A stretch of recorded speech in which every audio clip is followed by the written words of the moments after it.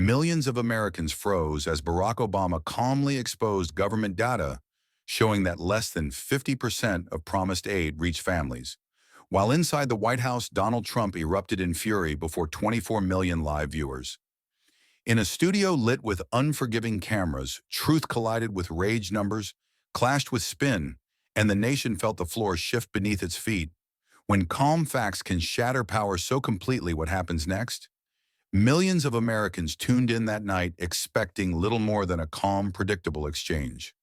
The networks had framed it as a safe conversation, a late-night interview with former President Barack Obama, something to fill airwaves without rattling cages. The cameras opened on the studio lights blazing, unforgiving, the kind that erased shadows and revealed every flicker of expression. The anchor smiled with the controlled warmth of someone who had rehearsed 100 times, steering through familiar questions on politics, legacy, and the future. It felt ordinary, scripted, even comforting. Viewers in living rooms across Dallas, Phoenix, and Columbus relaxed into their couches, believing they were about to hear platitudes they had heard a dozen times before. The studio carried a rhythm, a steady hum of predictability. The interviewer nodded along, asking polite questions about policy decisions and reflections on leadership. Nothing controversial, nothing unexpected. The audience across the nation ate dinner, scrolled their phones, let the broadcast fade into background noise. It was the sort of televised moment meant to soothe, not ignite. But then, almost imperceptibly, the atmosphere shifted. Obama adjusted in his chair, leaning forward with deliberate weight. The motion was subtle, yet seismic, like a soldier preparing to step into battle. His hands folded neatly, his posture upright, his gaze no longer drifting across the set, but fixed directly on the man opposite him and, by extension, on the millions watching at home. The anchor, sensing the change, hesitated before asking the next question. He circled closer to a sore point, one that had dominated headlines for weeks: the government's relief program. Until then, answers had been vague, evasive, spun into slogans. But now, with the cameras rolling and the lights pressing down, Obama's voice cut through the air with measured force. It was low, steady, not raised in anger, but sharp with precision. The facts are clear. The record speaks louder than spin. The words landed like a strike of lightning. The anchor blinked, caught off guard, as if he had expected another polished line, but found himself staring into the rawness of truth. Across the nation, living rooms fell still. A man in Sacramento set his fork down mid-bite. A mother in Ohio froze as she balanced bills on her kitchen table. A college student in Denver, half distracted by his phone, suddenly lifted his head. For a heartbeat, it felt as if the country itself had stopped breathing. It wasn't a slip. It wasn't theater. It was revelation. Obama didn't raise his voice, didn't gesture, didn't hide behind abstractions. Instead, he cited specific numbers from a government watchdog report, figures most Americans had never heard before. Cold, unspinnable numbers that painted a picture no slogan could erase. Less than half of the promised aid had reached families by the deadline. Billions of dollars were missing in bureaucratic haze. Weeks of rumors and denials suddenly crystallized into hard fact, and the silence in the studio felt heavier than any outburst could have been. The cameraman shifted the anchor, stumbled to respond, but the moment had already left the studio. In homes, diners, barbershops, and hospital waiting rooms, people turned to one another, eyes wide, whispering. Did you hear that? Social media flared alive as clips were replayed, dissected, shared with captions like, "Finally someone said it." What began as a safe late-night feature had become a battlefield of perception, and the first shot had just been fired. Obama's calm tone carried the weight of dynamite. He hadn't shouted, he hadn't accused, he had simply laid bare the truth, and the silence that followed crashed louder than thunder. In that single moment, millions of Americans knew they were not watching an interview. They were watching history being rewritten live on air. And as the air grew heavier with the aftershock of his words, one question burned hotter than any other. If the record speaks louder than spin, how long can the spin survive? The silence that followed Obama's calm declaration did not stay trapped within the studio walls. It surged outward like a shock wave, rippling across the nation. In a small kitchen in Cleveland, a family froze, mid-bite, forks suspended in the air, as if gravity itself had been suspended. The father's hand trembled slightly as he reached for the remote, rewinding the clip, whispering, "Did you hear that?" His teenage son, eyes wide, muttered, "He just called them out." In Sacramento, a man replayed the moment on his phone again and again, while his wife leaned across the table, whispering words that echoed what millions felt. Finally, someone said it. The disbelief was so thick it seemed to hang in the air, like smoke after an explosion.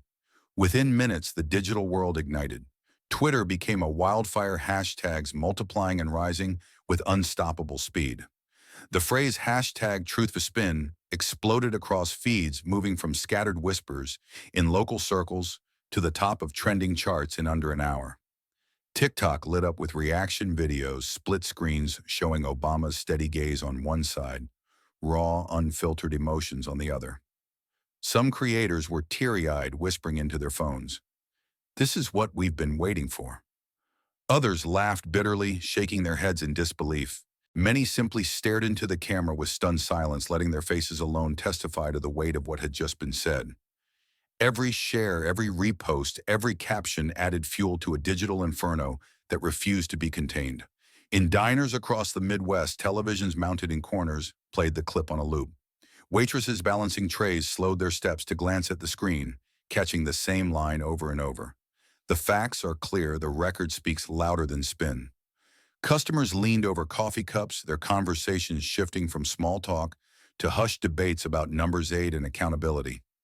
In Detroit, barbershops that usually pulsed with the chatter of sports and neighborhood gossip fell quiet as men leaned toward the TVs, shaking their heads in disbelief. One barber muttered, "That man just broke it wide open," and no one disagreed. On college campuses, dorm lounges transformed into miniature town halls. Students sat clustered around glowing laptop screens, some pacing the room, others frozen in place, replaying the moment until the words felt etched into their bones. "He's not yelling, he's not dodging, he's just laying it out." One student said, voice filled with awe, "That's different. That's dangerous." Laughter, gasps, and heated exchanges filled the halls, the energy building, as though a generation had just been given permission to speak its own frustration aloud.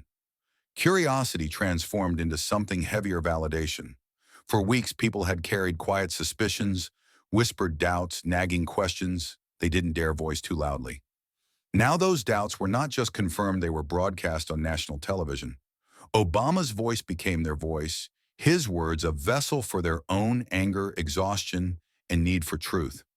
It was as though a dam had cracked, releasing a flood that swept across homes, diners, classrooms, and smartphones with unstoppable force. By midnight, it wasn't just a headline anymore. It was the heartbeat of a nation. Across America, strangers found themselves connected by the same stunned realization. What they had suspected in silence was now undeniable in the open. It wasn't just Obama who had spoken, it was millions of Americans speaking through him, their voices amplified by a single steady sentence. The country leaned forward together, their pulses racing, united, not by party lines, but by the intoxicating, breathless sense that something long buried had just been unearthed. And for the first time in weeks, perhaps months, the silence of doubt had been replaced by the roar of truth. While the country buzzed with clips, hashtags, and disbelief, the atmosphere inside the White House was entirely different, thick, claustrophobic, and volatile. Trump paced the length of the Oval Office like a caged predator, his reflection in the windows fractured by the city lights of Washington flickering beyond. He muttered to himself in jagged bursts, half whispers, half growls, words sharp enough to make aides flinch as they lingered by the door. His phone was clenched so tightly in his hand that his knuckles blanched white. Then with a sudden, violent stab at the screen, he unleashed it. Fake news, Obama spreading lies. The tweet hit the world like a cannon blast, but instead of silencing the storm, it fanned the flames. Notifications poured across screens, the digital tide rising with every passing second. Cable networks cut into their regular programming to broadcast the tweet in bold red banners. Trump had tried to bury the moment beneath outrage, but his fury only amplified the echo of Obama's calm words. The facts are clear, the record speaks louder than spin. Now paired against Trump's anger, the contrast was devastating. Staffers scrambled in hallways, phones pressed to their ears, shoes squeaking against polished floors as they tried to contain a story already spiraling out of their control. In the communications office, aides argued in sharp whispers about whether to double down or pivot. One insisted, "We have to drown him out." Another muttered, "It's too late, the clips everywhere." Their voices overlapped, frantic, while in the background the television replayed the line over and over, each repetition twisting the knife deeper. Trump stormed into the press room, hair tousled, tie, crooked face flushed with the heat of fury. He barked at staff, demanding counters, demanding loyalty, demanding spin to suffocate the fire. Yet every word he shouted only drew more attention to the wound. "Total disgrace," he yelled. Obama is irrelevant. Jealous cameras outside the White House gates caught glimpses of aides rushing between buildings, their faces taut with panic, and reporters noted the unmistakable scent of crisis drifting through the air. By midnight, the story had slipped entirely beyond the walls of power. Networks looped the contrast, Obama's steady gaze versus Trump's frantic anger. Side by side, the clips painted a picture no press release could undo. Truth whispered, rage screamed. The American public sitting in diners, dorms, and living rooms began asking the same quiet question. Why did one man look unshaken while the other looked cornered? In the West Wing, silence briefly fell, but it was the silence of exhaustion, not calm. Staffers stared at each other, recognizing what they feared most, that they weren't just fighting a narrative, they were fighting an image burned into the nation's mind. Fury had been unleashed, but fury alone could not erase truth. And as the night deepened, the unresolved question hung heavy in the air, haunting both the White House and the country beyond. When truth is spoken calmly, but fury screams back, which one lingers longer? The tweet meant to bury Obama's words had done the opposite. It had cracked the dam wide open. Within hours, the clip that started as a whisper in living rooms roared into a wildfire online, climbing from 1 million views to 10 million before the sun even rose. Screens across America lit up with the same steady sentence replayed endlessly. The facts are clear, the record speaks louder than spin. It wasn't just a line anymore. It was a rallying cry. In coffee shops, the glow of laptops reflected off tired faces as customers leaned in to watch the footage, their whispers colliding with the hum of espresso machines. Radio shows lit up with callers, truck drivers pulling over on highways just to say, "He's right, it doesn't add up." Single mothers calling in with trembling voices, "I've been waiting months for that aid too." Across the country, voices that had been drowned out for weeks suddenly felt amplified, as if someone had finally tuned the nation's microphone toward them. On YouTube, commentators uploaded reaction videos at a dizzying pace. One voice, usually cynical, leaned into the camera with uncharacteristic fire. "This isn't politics, it's math. And math doesn't lie." Another, a college student broadcasting from a dorm, shouted over the noise of cheering friends behind him. "He just said what we've all been screaming at the walls." Each upload, each fiery monologue fed the inferno. Hope surged, not because the problems were solved, but because someone had spoken them aloud on the biggest stage possible. Late-night hosts pounced, weaving the clip into their opening monologues. Audiences in packed studios erupted in laughter and applause as they replayed Trump's frantic outburst against Obama's calm delivery. One host quipped, "We've finally found the quietest mic drop in history," and the crowd roared, not just because it was funny, but because it felt true. The nation was no longer just watching the news. It was living inside the story, every replay, another drumbeat pounding louder and louder. The numbers didn't just climb, they exploded, ticking upward in real time like a detonator counting down. 10 million, 11 million, 12. Comment sections filled with ordinary Americans who weren't policy experts, weren't pundits, but who recognized their own lives in the gap between promises and reality. A woman typed through tears, "He just described my life in one sentence."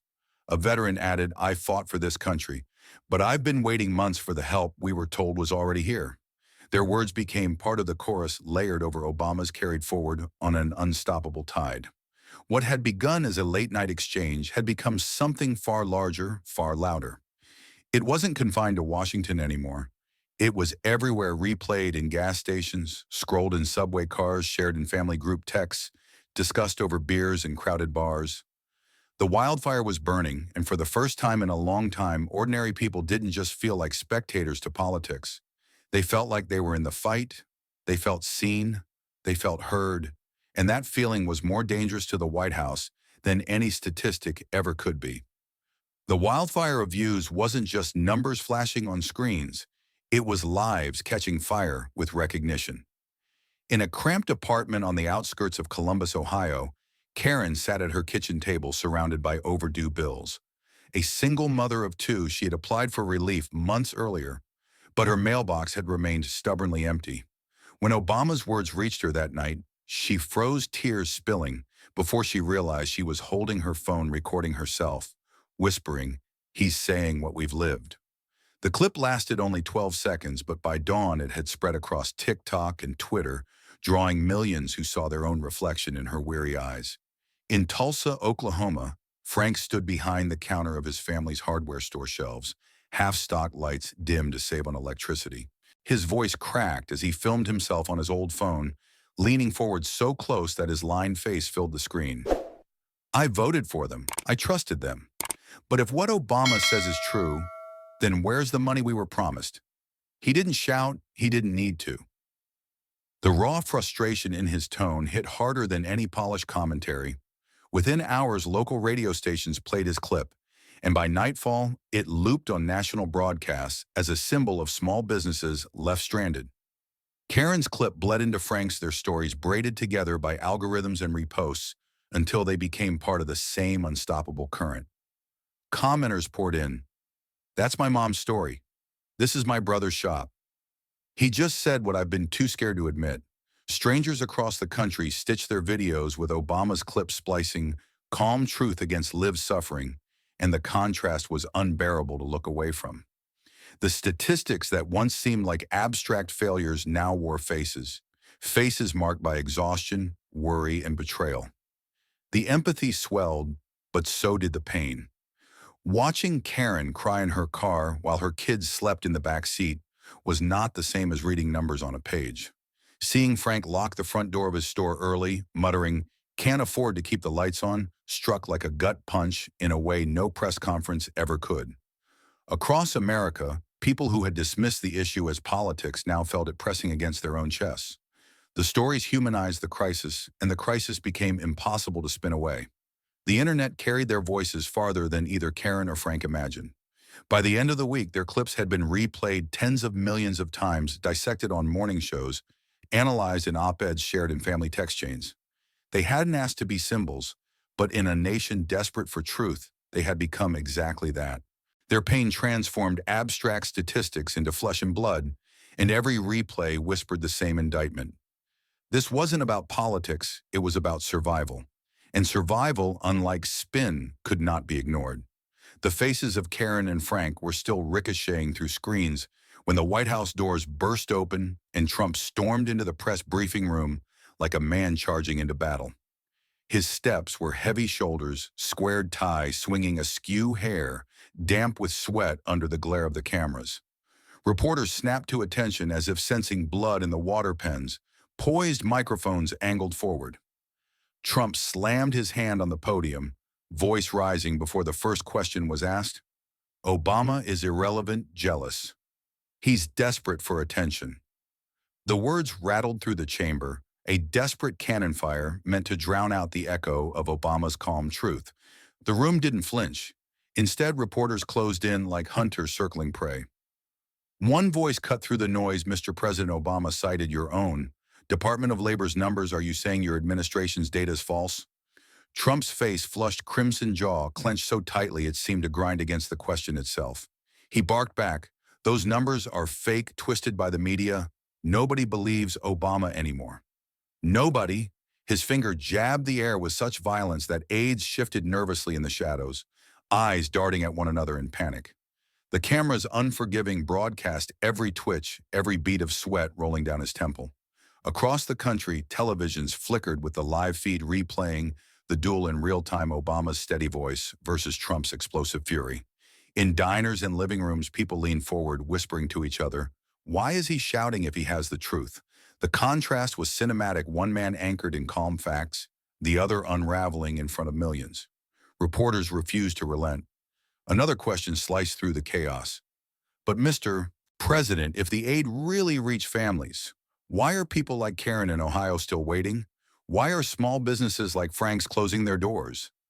The names ordinary human landed harder than statistics. Trump's response was a snarl, his fist slamming the podium again. We've done more than any administration in history. Everyone knows it. Everyone except the liars and the fake news and Obama.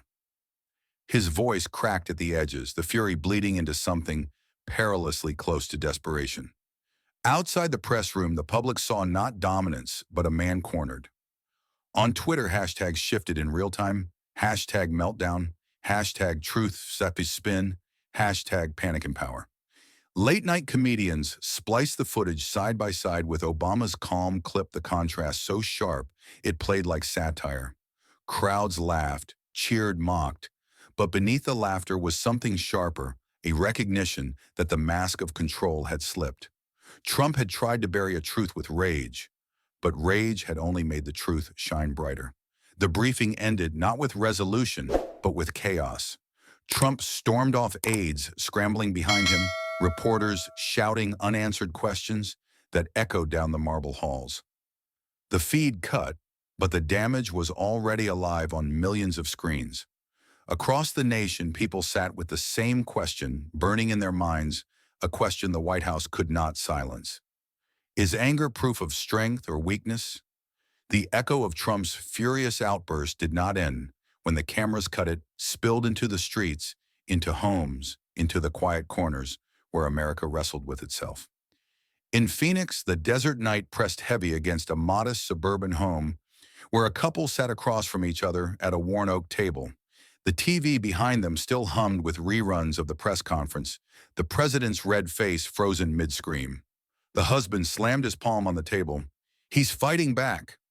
Finally, someone who doesn't take their lies lying down. His wife shook her head slowly, her voice trembling but firm. Fighting back. He looked scared. He looked like he's hiding something. Between them, the silence was heavier than the desert heat, and the air crackled with a question neither dared to ask: who was right and who was blind. Hundreds of miles away on a farm in Iowa, the argument unfolded under the hum of a single kitchen light. A father in mud-stained overalls leaned back in his chair, arms crossed, watching his eldest son pull up the Obama clip on a cracked phone screen. Dad, just listen. He's not yelling. He's not spinning. He's just telling the numbers straight. The old man shook his head, jaw tight, the smell of earth still clinging to him. I don't trust him. Never have. Numbers can be twisted. But even as he spoke, his eyes betrayed the smallest flicker of doubt. The crops outside lay quiet, the fields that fed them offering no answers. Inside, generations clashed the family table, transforming into a battlefield of loyalty and truth. In Denver, the debate roared louder, fueled by the restless energy of youth. College students crowded into a cramped dorm lounge, the glow of laptops illuminating their faces like firelight. Obama's calm voice replayed again and again, his line a steady drumbeat against the chaos of Trump's rage. A girl in a faded hoodie pointed at the screen, her voice sharp. That's leadership. Calm under fire. That's what we need. Across the room, another student shot back. No, that's manipulation. He knows exactly how to look calm while sticking the knife in. Don't be fooled. The room erupted, voices overlapping, hands gesturing wildly, the debate as charged as a protest march. For them, it wasn't an abstract argument. It was their future on the line, their loans, their jobs, their trust in what came next. These scenes unfolded everywhere, mirrored across the nation like reflections in shattered glass. In diners, coffee shops, and church basements, the question repeated in 100 different accents. Who do you believe, the man who whispered facts or the man who screamed denial? Families that had never argued politics found themselves split, their loyalty colliding with an unshakable sense that something had cracked open. In Mississippi, a grandmother clasped her rosary as her grandson asked, "But what if he's telling the truth?" In Pennsylvania, two brothers stopped speaking after one muttered, "Trump looked weak." The divide was no longer abstract, it was personal, cutting through bloodlines, friendships, and faith. Everywhere confusion reigned. For some, Trump's fury was proof of his fight, anger as armor, a shield against lies. For others, it was the unmistakable sound of panic, a man cornered by facts too heavy to outrun. And beneath it all lay the same gnawing uncertainty. If the truth had been spoken in that studio, Then everything they thought they knew about their leaders, their government, their nation was, it all built on sand. The kitchen tables of America had become war rooms. Couples whispered like conspirators. Farmers argued with their sons until the night grew long. Students sparred with words like weapons, their voices shaking with equal parts rage and hope. The divide was not clean, not simple, not solvable in a single argument. It was raw, immediate, and deeply human. A storm breaking not just in Washington, but in the heart of every home. And as that storm raged, a question flickered through the silence that followed every fight, every whispered doubt, every slammed fist on a kitchen table. Was loyalty stronger than truth, or was truth the only thing that could survive the fire? The storm that had erupted around kitchen tables did not stay confined to private walls. It was hurled into the heart of America's media machine, amplified, twisted, and spun until the noise was deafening. Television networks, sensing blood in the water, cut into scheduled programming without hesitation. Sitcom reruns vanished, mid-scene sports highlights were abandoned, and in their place came the relentless replay of Obama's calm delivery paired against Trump's volcanic meltdown. Headlines screamed across the lower thirds of screens: Obama drops truth bomb on one channel, Trump meltdown shocks Washington on another. The airwaves became a battlefield, and viewers found themselves drowning in an endless torrent of analysis and accusation. News anchors leaned forward at their desks, voices sharp with urgency, dissecting every pause in Obama's tone, every beat of sweat on Trump's forehead. Commentators clashed live on split screens, their voices overlapping in a cacophony of outrage and defense. This was the moment that exposed everything one analyst shouted. Nonsense countered another, jabbing a finger at the camera. Obama is weaponizing calm, don't mistake it for truth. The arguments blurred together, a storm of noise that left the audience spinning, caught between spin and counterspin, truth and spectacle. On social media, the frenzy multiplied tenfold. Clips looped endlessly, stitched with reactions, jokes, and fury. Hashtags surged and collided like waves, crashing into one another.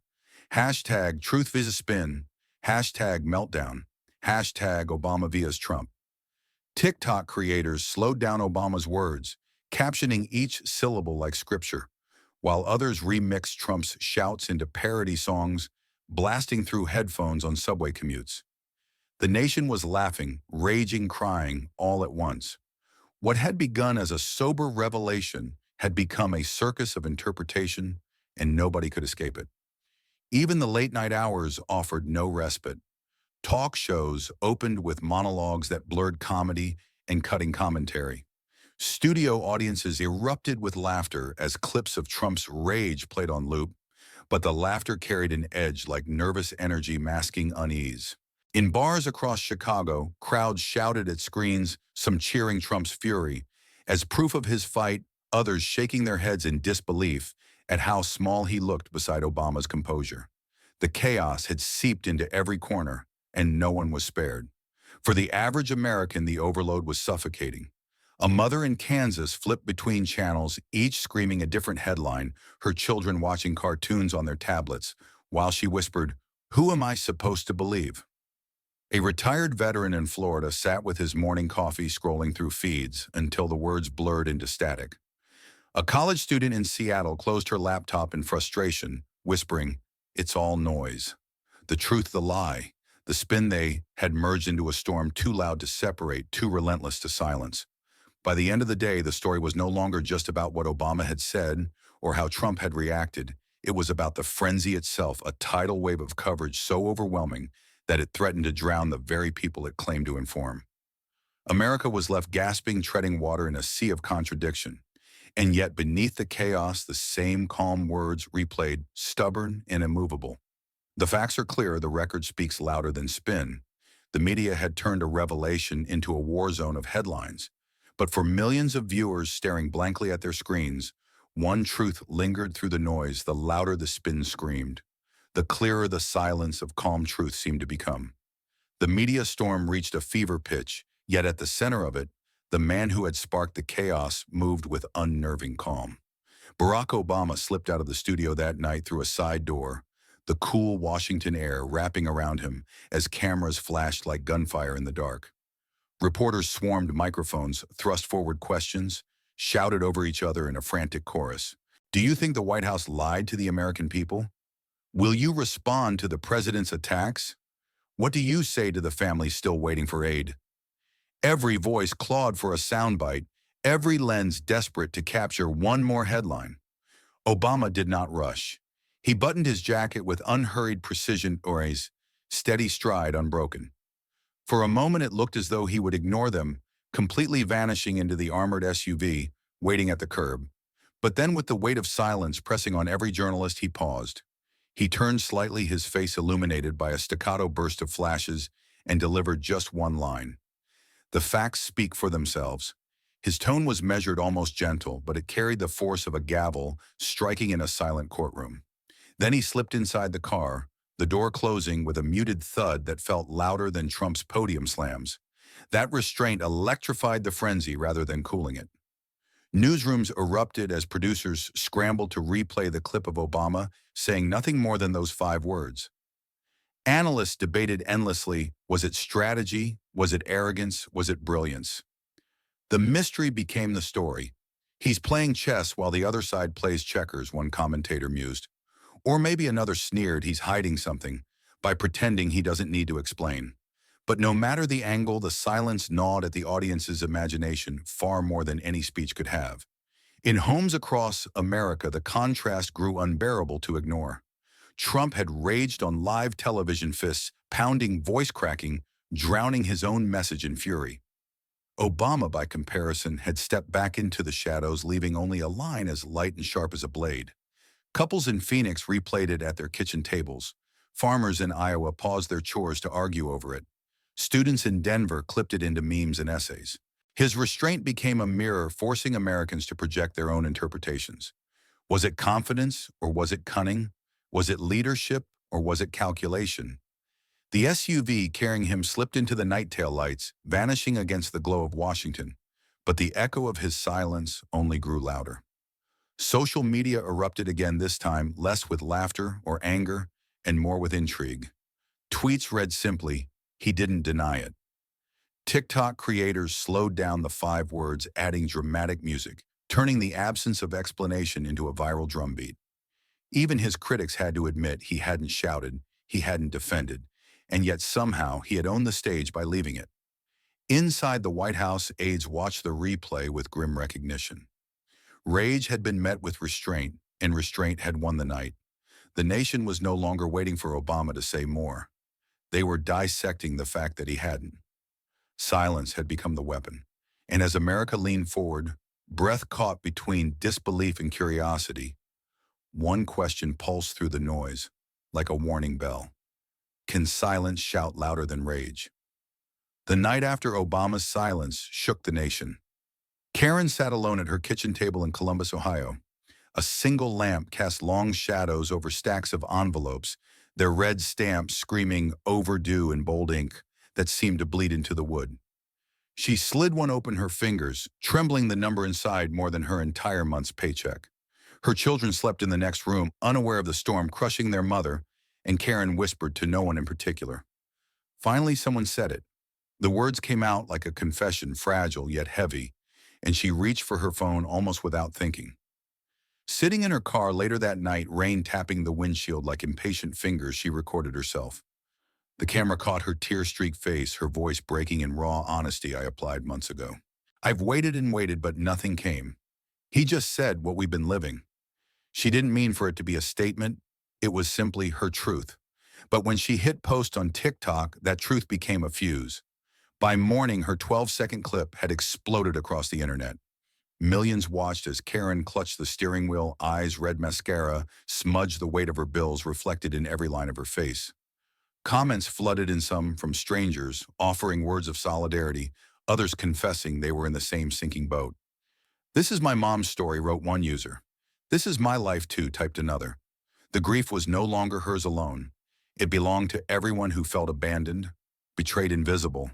News anchors replayed her video alongside Obama's clip-stitching, "Calm truth to live suffering." "These aren't just numbers," one said gravely. "They're people."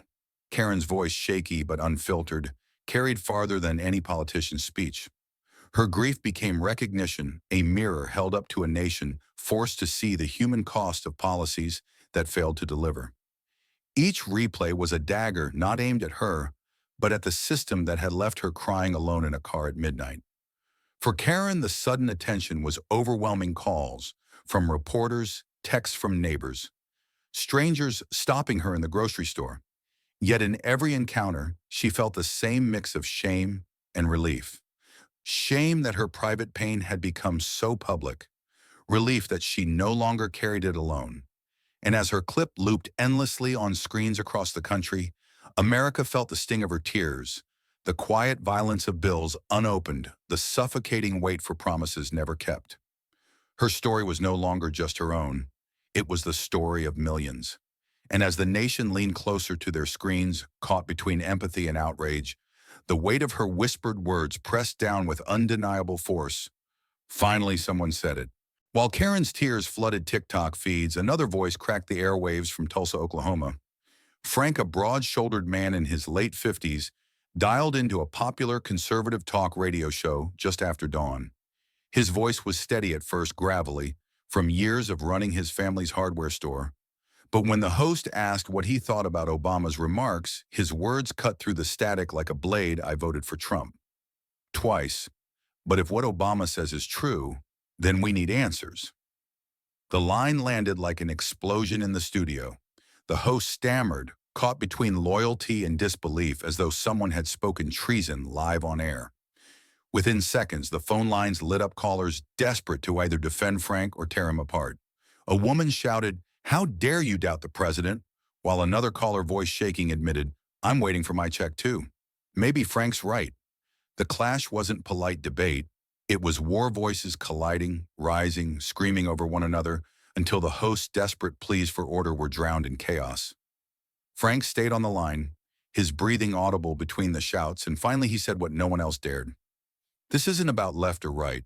This is about promises not kept. I'm losing my business. My neighbors are losing theirs.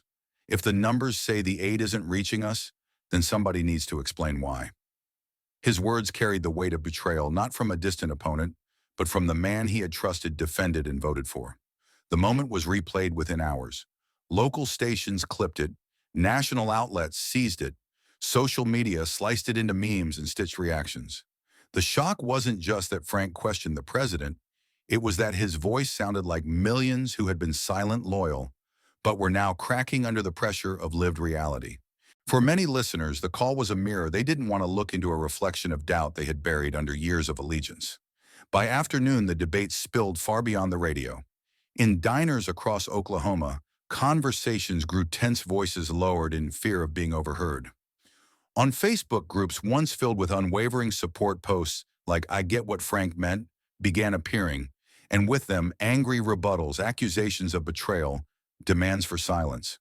The fractures were visible, jagged lines slicing through communities that once spoke with one voice. For Frank, it was both liberating and terrifying.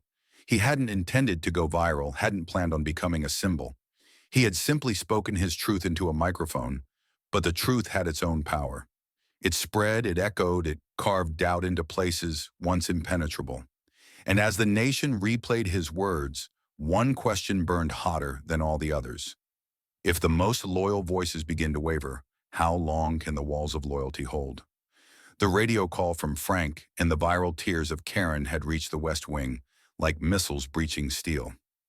By nightfall, the White House corridors buzzed, not with confidence, but with panic aides rushing between offices, clutching folders, whispering in tones sharp with dread. Inside a closed-door meeting, the president's senior staff clashed with the desperation of men trying to plug holes in a sinking ship. One slammed his fist on the table, shouting, "We're not fighting Obama anymore. We're fighting his image." The words hung in the air, undeniable, the kind of truth no strategy memo could erase. Around the room, silence fell heavy before voices rose again, frantic, overlapping. "We need to drown him out with our own numbers," one insisted, waving a report like a shield. No, another countered, shaking his head. "Numbers don't matter now. He's made people feel it. You can't spin feelings." Screens in the room replayed the same loops: Obama's calm, Karen's tears, Frank's gravelly voice demanding answers, and each replay twisted the knife deeper. The staffers weren't fighting a politician. They were fighting an aura, a calm presence that didn't need defending, didn't need to shout, didn't need to explain. Trump himself stalked the hall outside, his voice booming, even through thick walls, demanding new attacks, demanding louder spin. But each command sounded less like strategy and more like rage without aim. One aide whispered to another, "It doesn't matter what we say anymore." He already won by saying less. The recognition was suffocating. Fear seeped into the room like smoke, choking every attempt at bravado. Phones buzzed with new headlines. Obama's silence reverberates. White House scrambles after viral clips. Staffers buried their faces in their hands, realizing they were trapped in a war of perception they couldn't win. Rage could be mocked. Lies could be disproven. But silence was invincible. It left them swinging at shadows while the public leaned closer, their curiosity feeding the fire. Helplessness clung to them like sweat. Every strategy collapsed before it was spoken. Every plan felt flimsy against the simplicity of 5 words. The facts speak for themselves. In the end, they weren't fighting Obama at all. They were fighting the collective recognition of millions who saw their own lives in Karen's tears, in Frank's doubts, in Obama's calm. The room emptied slowly, aides walking out with hunched shoulders, the weight of futility pressing harder than any headline. And as the night deepened, the question they couldn't shake haunted every step, every thought, every restless breath. What breaks first, loyalty or denial? The panic that gripped the West Wing forced a new plan, a desperate reset meant to project control. The next morning, Trump walked into the press briefing room, flanked by aides who looked more like handlers than staff. Their faces pale under the harsh lights. The teleprompter glowed in front of him, lines, rehearsed phrases crafted to sound steady. He gripped the podium, voice heavy, but measured. This administration has delivered historic aid to the American people at record speed, faster than any in history. For a fleeting moment, the performance held, the storm seemed contained. Cameras rolled, reporters scribbled, and the staff exhaled as if they had bought themselves breathing room. Trump's words flowed smoothly, almost robotic, each syllable tethered to the glowing glass in front of him. It was the image of control they had craved, no shouting, no fury, just discipline. For a brief heartbeat, the chaos outside felt muffled. The headlines softened, the panic soothed. The silence that followed his closing lines seemed almost like victory. But then came the question. From the second row, a reporter's voice pierced the room. "Mr. President, Barack Obama cited your own Labor Department's report showing less than half of the promised aid reached families by the deadline. How do you explain that?" The words sliced the air, sharp, deliberate, impossible to ignore. Trump froze, his eyes darting from the podium to the prompter, searching for a line that wasn't there. The mask cracked. His tone shifted, the practiced calm unraveling into raw instinct. "That report is wrong. Fake numbers, fake news." He barked, the volume rising, his face reddening under the lights. The teleprompter scrolled on, abandoned, as Trump jabbed a finger toward the cameras. "Nobody has done more than me. Nobody. Obama is jealous, irrelevant. Everybody knows it." The rage spilled faster than his aides could contain, every word undoing the fragile order they had worked to rebuild. Reporters pressed harder, their questions now a swarm of knives. "So you're saying your own administration's numbers are fake? Are Karen and Frank lying about their delays?" Trump's answers tangled his denials, contradicting themselves, each shout digging the hole deeper. The room, once under his command, now tilted against him. Cameras zoomed closer, catching beads of sweat rolling down his temple, catching the tremor in his grip on the podium.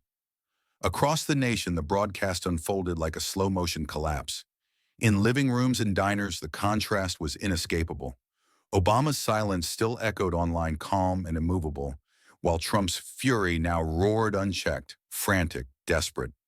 On social media, side-by-side edits bloomed instantly, Obama's stillness against Trump's unraveling tirade. Viewers laughed, some winced, many shook their heads. The president had tried to reset the narrative, but the reset had detonated in his own hands. By the time the briefing ended, aides were whispering furiously, ushering him out of the room, faces drawn tight with defeat. The podium stood empty, the teleprompter still glowing with abandoned lines, a silent witness to promises meant to soothe, but buried under rage. And in that silence, one truth crystallized for all who had watched the attempt at control was futile. The unraveling was no longer a risk, it was already happening. The second briefing was supposed to restore order, but by nightfall it had become raw material for the internet's cruelest stage. Side-by-side edits appeared within hours on the left, Barack Obama calmly sipping water during his interview. On the right, Donald Trump slamming binders shut and jabbing the air, as if trying to swat away invisible enemies. The contrast was devastatingly simple, and simplicity was deadly in a viral age. Clips spread faster than wildfire, each loop replaying the same truth, that calm looked like strength while fury looked like collapse. Late-night comedy shows pounced with predatory precision. One host leaned into his camera, smirking as the footage rolled behind him. Ladies and gentlemen, the calmest meltdown in history.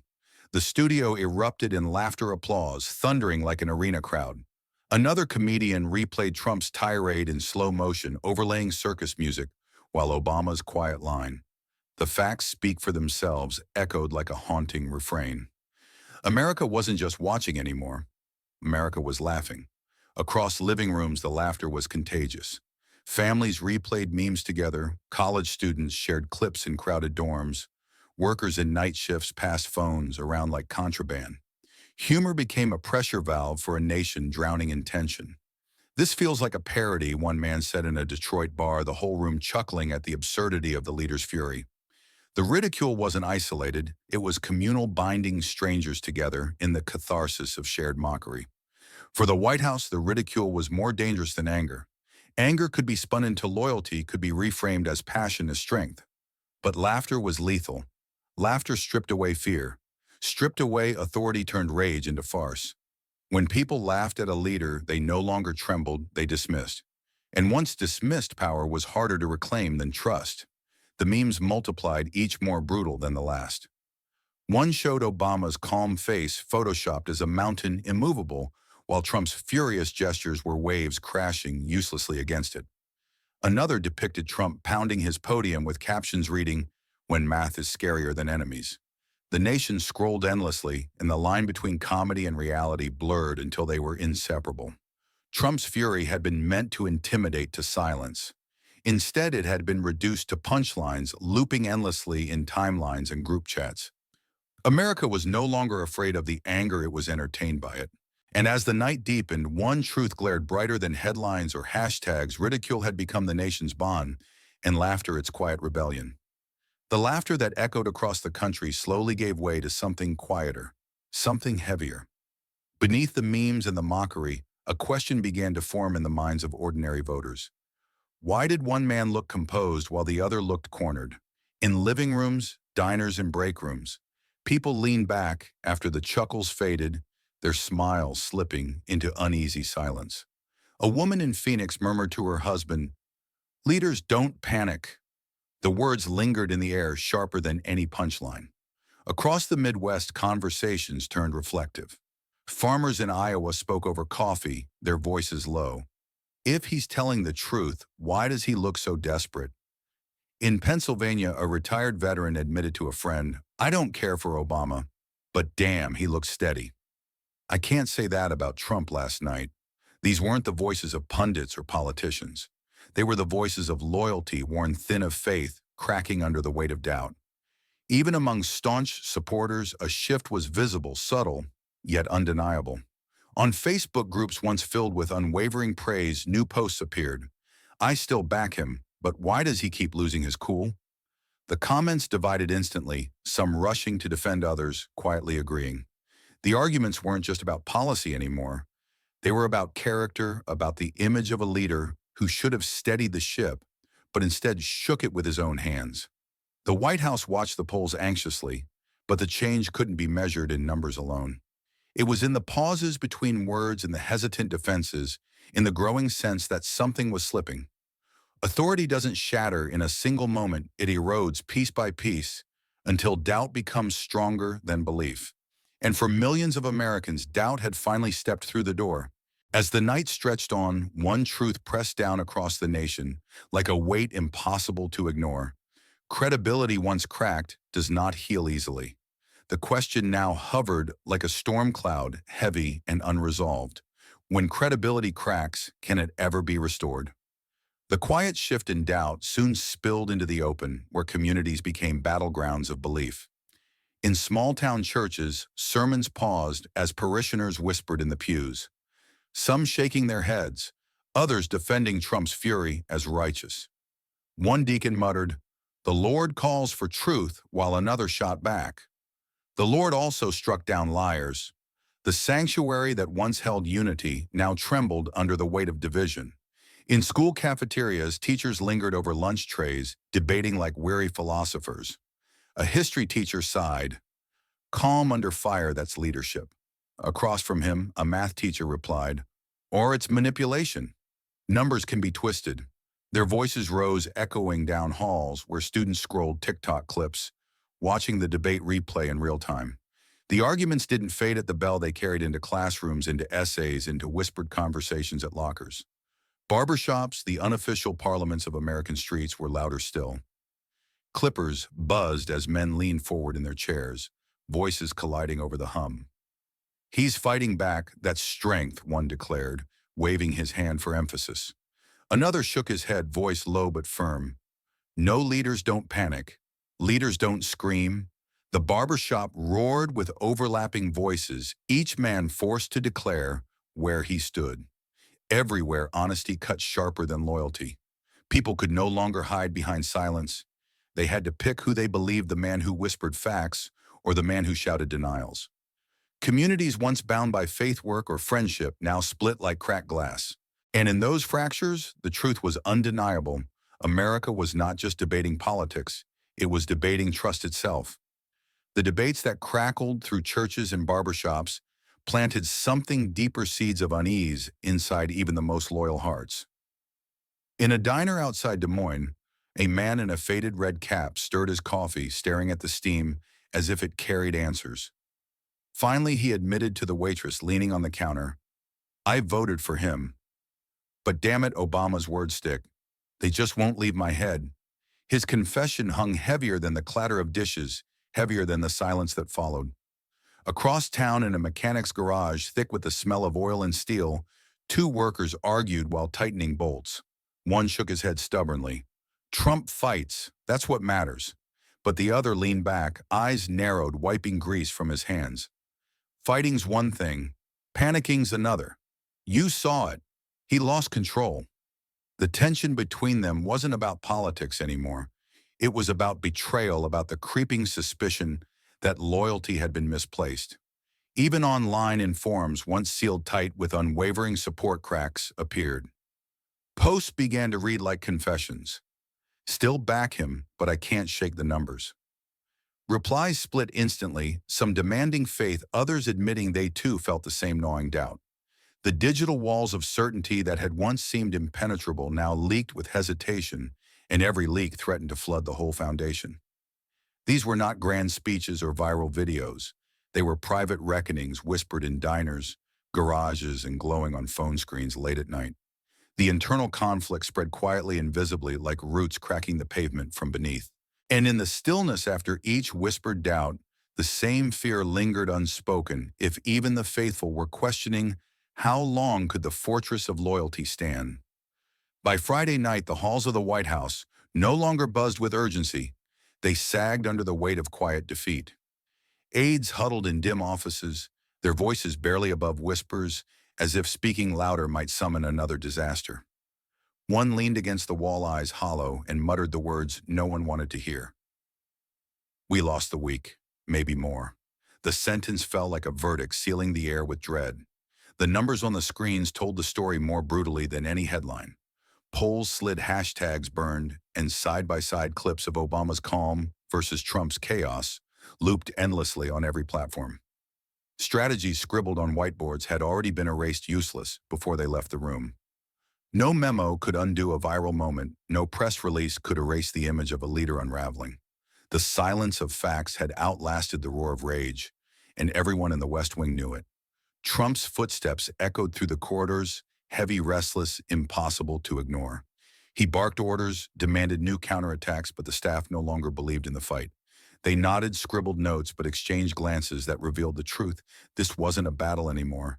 It was a retreat. And with each passing hour, their dread grew sharper, their resignation heavier. What had begun as a spark in a studio had consumed the narrative of an entire week, leaving only ashes in its wake. For the White House time itself felt poisoned every new day, another reminder of control slipping further away. And in that suffocating recognition, one question lingered in every aide's mind, echoing through the halls like a ghost they could not shake. Is losing the narrative the same as losing power? The week ended not with another speech, not with a rebuttal, not with a counterpunch, but with silence. Barack Obama had spoken once, and then he vanished into the background, leaving only 5 words to echo through the nation. The facts speak for themselves. Reporters hounded him at airports, cornered him, outside events begged for comment, but he offered nothing more than a polite nod or a faint smile. The absence of noise became its own thunder. Every camera that caught him walking past only magnified the mystery. Why wasn't he saying more? In newsrooms, anchors leaned forward as if dissecting a chess match, voices reverent and hushed. He hasn't said another word, one commentator whispered on live television, and that might be the most powerful move of all. Others debated endlessly, filling hours of airtime with speculation, but the silence dwarfed their voices. It was as if Obama had set a single stone in motion and then stepped aside, letting the avalanche consume everything in its path. The stillness wasn't emptiness, it was gravity. Across America, the silence drew people closer, like the pause before a verdict is read. In churches, pastors quoted his words from pulpits, not as politics, but as parable. In classrooms, teachers played the clip again, asking students to write about what leadership meant. Families rewatched it late into the night, whispering to each other. He didn't need to explain. That's why it hit so hard. The restraint gave the moment a sacred weight, turning a sentence into scripture, a pause into power. Meanwhile, the White House seethed at the stillness they could not fight. Every attempt to shout over it only amplified its resonance. Every press release drowned beneath the echo of a voice that no longer spoke. Aides admitted in private that they weren't battling Obama the man anymore. They were battling Obama the symbol calmness, crystallized into something untouchable. His silence became the mirror in which Trump's fury looked smaller, weaker, almost desperate. And that comparison, once drawn, could not be undone. On social media, silence was recast into myth.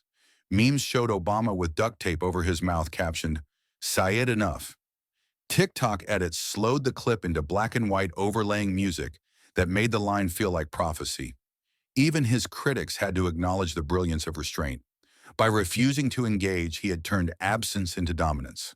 Silence had become the loudest weapon in American politics.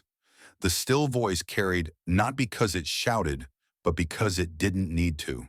It settled into the collective conscience like a weight on the chest, a reminder that truth doesn't demand volume, it demands presence. For a weary nation battered by weeks of spin and fury, the calm was more than refreshing. It was reverence. And as the week closed, Americans found themselves not replaying Trump's screams, but listening again to the quiet that refused to die, asking in hushed tones what it meant that silence now ruled the stage. The silence of Obama became a canvas, and the people filled it with their own voices. From TikTok montages to YouTube compilations, his words were stitched into an unrelenting chorus. Truth versus spin. Clips of Karen in her car, Frank on the radio, and Trump raging at the podium were spliced together into videos that spread like wildfire across feeds. Each edit sharpened the contrast: calm against chaos, numbers against noise, truth against fury. What had started as fragments of reaction now fused into a collective verdict. In New York, a crowd gathered outside a diner with TVs blaring through the windows. Strangers leaned against cars, nodding in unison, as the loop played the chant forming without planning, truth versus spin. In Los Angeles, college students painted the words across bedsheets and hung them from dorm balconies, their laughter and cheers echoing through campus halls. And in small towns in the Midwest church, youth groups filmed themselves holding handwritten signs, their voices overlapping, "We deserve truth." The slogan had outgrown politics, it had become a heartbeat. Late-night shows replayed the viral montages, not just as entertainment, but as recognition of something larger. One host raised his hands and said, You hear that? That's not Obama speaking anymore. That's the people. Studio audiences roared, clapping in rhythm, turning comedy into a rally. Cable networks tried to dissect the phenomenon, but the analysis always trailed behind the speed of the crowd. The people weren't waiting for permission. They had already delivered their verdict. The White House bristled at the chant echoing through cities and screens, but every counterattack felt hollow, drowned beneath the growing roar. Hashtags surged again this time, less mocking, more unifying. Hashtag truth versus spin. Hashtag we heard it. Hashtag facts first. For once, it wasn't pundits, politicians, or journalists steering the narrative. It was millions of ordinary Americans who had decided for themselves. Farmers filmed their empty barns. Nurses recorded from hospital break rooms. Teachers spoke from cluttered classrooms. Each voice joined the chorus, making it louder, stronger, undeniable. The collective empowerment was palpable, like a tide rising against a crumbling seawall. People who had felt voiceless found themselves amplified not by leaders, but by each other. The debate of the week had turned into a declaration. They were tired of being spun, shouted at, and drowned in rage. They wanted clarity, they wanted honesty, and in that demand they found unity. As the chant spread echoing in streets, feeds, and homes, the truth became less about Obama or Trump and more about the people themselves. The verdict had been delivered not in a courtroom, but in the living rooms, diners, classrooms, and barbershops of America. The nation had spoken not with one voice, but with millions layered together into a chorus that could not be silenced, truth versus spin. The frenzy that had consumed the nation began to dim the headlines, softening the memes, losing their bite, the hashtags fading into the endless churn of the feed. Yet beneath the fading noise, one thing endured: the quiet steadiness of a single sentence. Obama had spoken it once, then stepped aside, and somehow the silence that followed carried farther than 1,000 speeches. The roar of rage collapsed under its own weight, but the calm truth remained lodged in the conscience of millions. Narrators on evening news programs tried to capture it, their voices lowering as if reverence were required. Noise fades, one anchor said softly, but calm truth lingers. Across the country, families replayed the clip, not for entertainment anymore, but for understanding. They found themselves listening to the pause, to the stillness, to the absence of fury, and realizing that sometimes the lack of noise was the clearest message of all. It was not a lesson about parties or presidents or even politics. It was about the human need for steadiness in a storm. People wanted to believe in leaders who could stand still when the world shook, who could answer not with rage but with clarity. In the laughter, the debates, the tears, and the doubt, that lesson carved itself into the collective memory. The truth may not always be loud, but it endures because it does not have to fight for attention. And so the story closed not with fireworks, but with a whisper that had grown into something far greater. The moral was clear, written across the week like an unshakable verdict. In a world of shouting, the voice that steadies is the one that remains. And as America sat with that truth, one question lingered, pressing itself into every mind, every home, every quiet corner of reflection. In your life, do you trust the loudest voice or the clearest truth? In the end, this story isn't just about politics, it's about life. We all live in a world full of noise, arguments on TV, shouting on social media, and voices that try to scare us into choosing sides. But the lesson here is timeless. Real strength doesn't come from the loudest voice, it comes from the steady one.